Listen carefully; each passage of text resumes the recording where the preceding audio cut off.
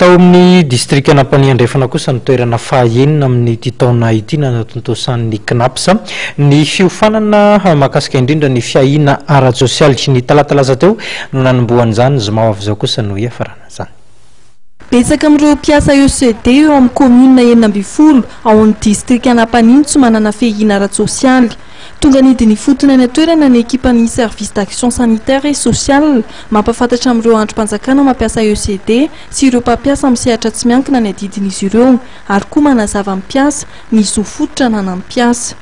Toza amin'ny fanirenay ny zavatra natao ny CNAPS eto amin'ny district Anapany satria rehefa manao contrôle de légalité ny budget ny commune reny zahay dia tokony soratra mazava ao ary tokony tanterahana ilay rubrique mahakasika ny cotisation be amin'ny CNAPS.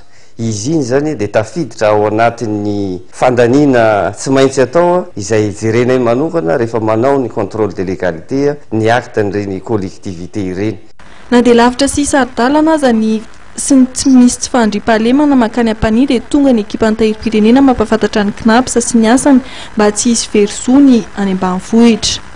Tamin'ity ndray mitoraka ity zany dia ity Ampaniandrefana no anaovana azy. Ny antony dia tsotra fotsiny, tsy mijery ny halaviran'ny tany, tsy mijery ny resaka insécurité fa tsy maintsy jerena kosa hoe manao ahoana ny olona, ny mpiasa, ny mpampiasa, ny rehetrarehetra izay voakasikin'izay ny mpiasa ECD any amin'ireny tany atao hoe lavitra andrina reny. Dia tonga zany tonga ty Ampaniandrefana dia mahitatsika manomboka ny fampiofanana. Naharitra efatr'andro ny fiofanana ary nilaza ireo mpiofana fa hizarany fahalalany eny anivon'ny toeram-piasana satria zava-dehibe ary zofototra ny fihahina ara-tsosialy.